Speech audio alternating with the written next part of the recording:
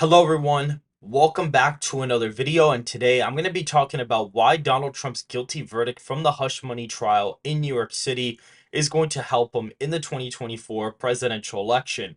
Make sure to hit the like button, subscribe to the channel, and drop a comment down below. And so, just to give you guys some context, Donald Trump barely lost the last election cycle in the states of Wisconsin, Georgia, and Arizona by a combined 43,000 votes, giving him a very slim defeat in the electoral college. If he would have won those states, he could have tied Biden and would have won through the House of Representatives. And so, basically, looking at the aggregate, what's actually quite interesting is that every single time a legal event has occurred for Donald Trump, he either narrows the gap or he just straight up ends up taking the lead. For example, what's actually quite funny, it around March, right around here, the aggregate was getting closer and closer. And this was the lead up to, Donald Trump potentially getting indicted. So already, there were signs of that. And the second he got indicted, which was right at the end of March of 2023, Trump basically completely skyrocketed in the polling aggregate. It didn't lose his lead until around June 25th. He retook it for a bit, and then Biden ended up taking it back, but not for that long until the mugshot dropped right around, August 23rd, 24th. That is kind of around the time that the aggregate basically, this is what the aggregate had Biden ahead by 2 percentage points as of right now. And so what's actually quite interesting is that the second Trump's mugshot got taken, the polling reflected a boost for Donald Trump.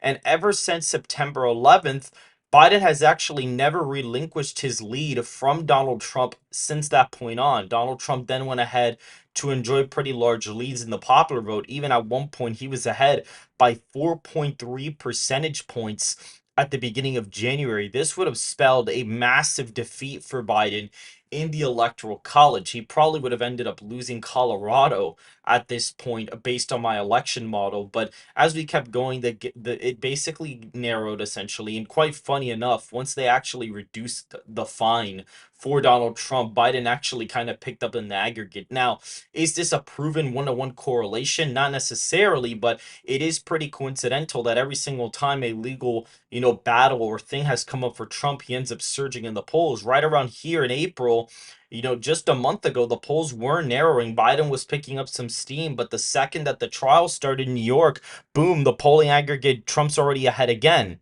And this is even picked up on the five-way race. If we look at the five-way race, Donald Trump, the second the trial started around, the end of April, essentially, he kind of took back his lead once again. He was about to lose it, but he ended up picking back up again. And what's quite interesting is that on this day in 2020, Biden was ahead by 6 points, and we're a little bit past the BLM riots from 4 years ago at this point in time. So Biden was seeing a little bit of a surge from those, and Clinton was ahead by a point on the national level.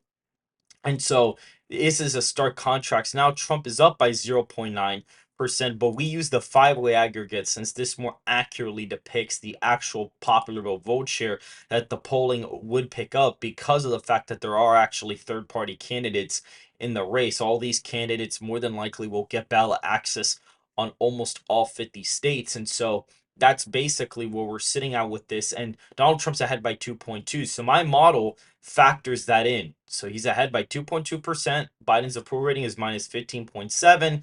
And as of right now, currently the approval rating essentially basically between Trump and Biden, the difference in approval rating is around 3.5 percentage points, which is a 7 point shift in favor of Donald Trump as of right now. And so when we look at the final aggregate, you're actually going to see Donald Trump win this election in grand fashion as of right now. And so we're going to be filling out the electoral map based on this. And what's actually funny is that if we look at this demographic model, we will see that basically I have Biden winning, 18 to 29 by 8, 30 to 44 by 18%.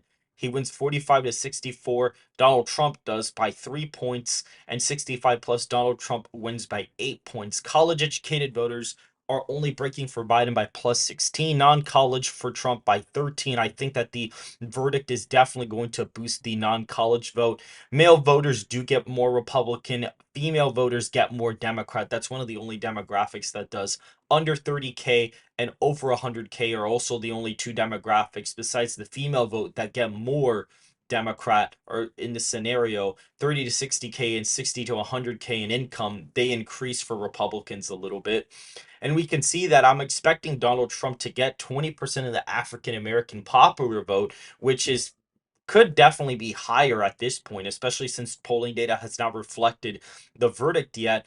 And as of right now, I only expect Biden to win Hispanics by about 5 points because of this. And I think Donald Trump is going to lose about a point from the white vote compared to the last election, which puts him at plus 12. The other vote becomes 3 plus Republicans. So Donald Trump is ahead in the popular vote 53% to 45%. That's around an 8 point lead for him in the popular vote, according to this. And he wins the election with 345 electoral college votes to Biden's 193. We can see he's flipping Virginia.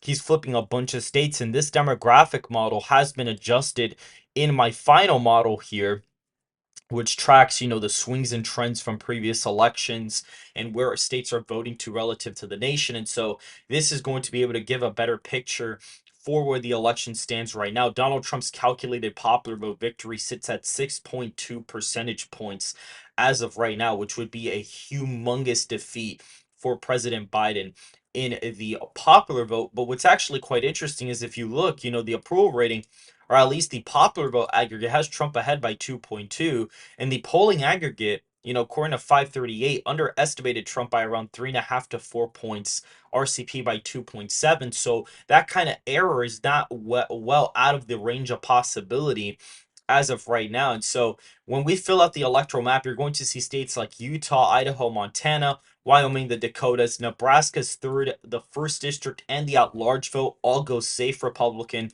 You have Kansas, Oklahoma, Arkansas, Louisiana, Mississippi, Alabama, Tennessee, Kentucky, Indiana, West Virginia, Missouri, South Carolina, Maine's second, Alaska, all go safe Republican. But we are also adding Iowa, Ohio, Florida, and Texas into this column. Unlike the last cycle, where 3 of these states voted by a likely margin, one of them even voted by a lean margin for Trump. However, these states, except for Texas, have been trending hard to the right. But since I expect Donald Trump to massively improve with Hispanic voters and only lose some ground with white voters and improve with most other demographics, I expect Donald Trump to win all of these in the safe category, especially a place like Ohio, where you do have a very large young population over there. That's definitely going to help Trump in a state like that. And so right now, the victories are in Iowa. It is listed as a 18.1 percentage point victory. In Ohio, it is a 18.9 percentage point win. Texas is a 15.9 percentage point victory. And Florida is a 16.2 percentage point victory as of right now, giving the former president 219 safe electoral college votes right out the gate as of right now. Now, for the safe Democratic states, you don't really have as many. California is only a 17-point victory according to my model. We can see Hawaii is actually below 15 points now. It is only a 13.5-point victory. And what's interesting is that the polling error here was around a 6-point miss. And the head-to-head matchup has Trump ahead by 18%, or Biden is ahead by 18 percentage points in this state. And so it wouldn't be that surprising to see the state possibly vote within that range. If we look, DC, Maryland, Massachusetts, and Vermont will all be safe Democrat, including Maine's first district, which has been trending left off a cliff since the previous election. However, it is barely above, a 15-point victory. It is only a point above the safe margin. It is almost in the likely category as of right now. And so that puts Donald Trump well ahead of Joe Biden in safe electoral votes. For the likely Democrat states, we have Washington at a 9-point victory. For Biden, we have Oregon at 6.9 percentage points. Colorado and Illinois are both 5.3 percentage point victories for Biden, which would be very, very low for the president. Illinois was a 17-point win for him in 2020, Colorado 13.5. So these would be big shifts to the right as of right now. We can see the state of Connecticut is voting for him by 10.8 percentage points. Delaware, in this scenario, only votes for Biden by 7.9 percentage points, which would be a huge shift considering this state had inflated support for him in 2020. He's ahead by 19 percentage points in this in the 2020 election. Now he's only ahead by 7.9 percentage points according to my latest forecast. And so now the state of Rhode Island would also be a likely Democratic state. It is currently listed as exactly a 10-point victory. And that is it for the likely Democrat states. There are no more on this list as of right now, which only puts Biden at 149 electoral votes. And actually, we do have one more. We have the state of New York, which is only an 11-point victory for the incumbent president. Polling has this pretty competitive. However, when you basically put it together without undecideds, it is a 10-point victory for Biden. So that kind of aligns with what my model is currently showing right now. I don't expect the polling error in New York to be as high as it was, a couple years back where it was a 6-point miss. I think the polling miss will definitely either actually favor Biden this time or will probably not be as large as before. So that is definitely something to look out for. But the state is becoming a lot closer ever since the 2020 presidential election. That puts Biden 177 electoral college votes. And now for the likely states, Michigan, Wisconsin, Pennsylvania, Georgia, North Carolina, Arizona, and Florida were all decided by under 3 points. However, in this election, Wisconsin is a 9.8 percentage point victory. Pennsylvania is a 9.3 percentage point victory. If we look at North Carolina, 11.8. Michigan, we'll see here is a 8-point victory. Nevada 10.5%. Nebraska's second is even a 5.7 percentage point win. If we look at Georgia, 8.3, and Arizona 7.8 percentage points. So Arizona on this map for the margins is actually the closest state of all of these states that you do see here on the map as of right now, which would align with my political instinct, considering that Arizona has been trending massively to the right or massively to the left as of the past couple years. And so that puts Donald Trump at 312 electoral votes already without any lean or tilt states.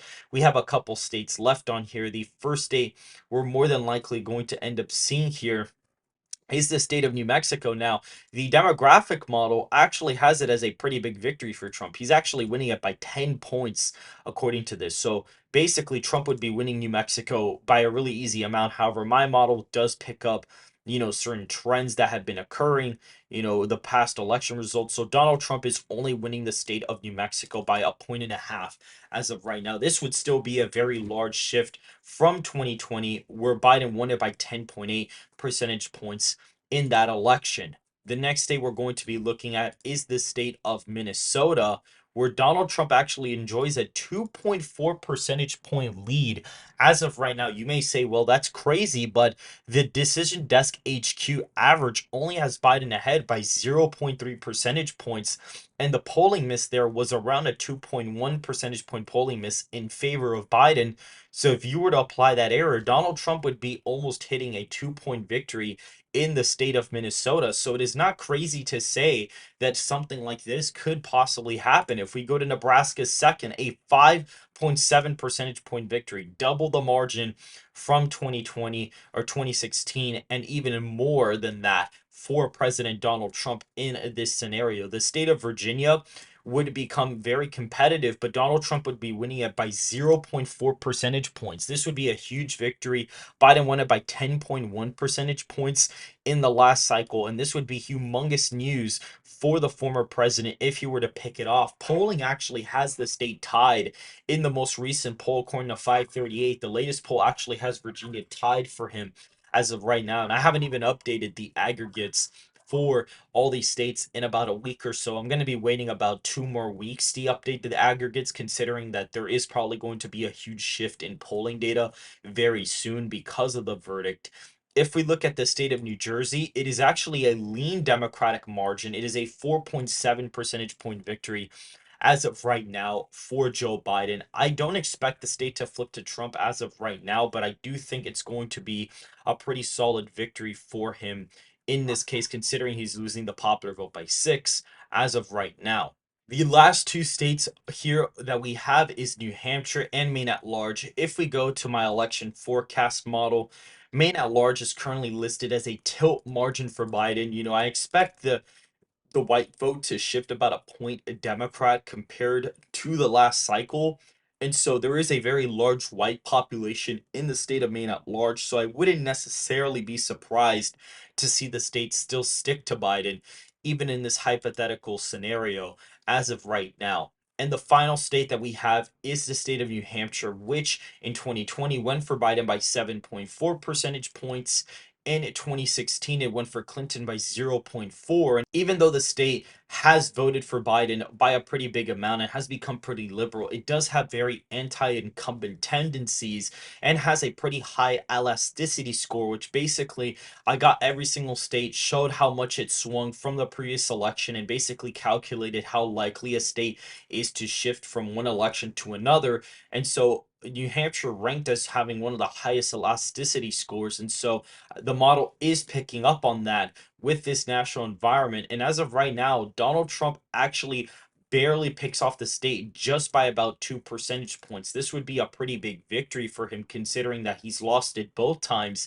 Even in 2016, he wasn't able to pick it off. But in this cycle, it seems like he's going to have a good shot to be able to pick off the election there as of right now. And so that is it for this video. Donald Trump wins with 345 electoral college votes to Joe Biden's 193, with the state of Maine at large still being a tilt Democratic state, with Virginia being the closest state on the entire map as of right now. Make sure to go ahead and like the video if you did enjoy this analysis. Make sure to go ahead and follow Twitter, join the Discord server in the description down below, and subscribe for more content like this. I will see you guys very, very soon.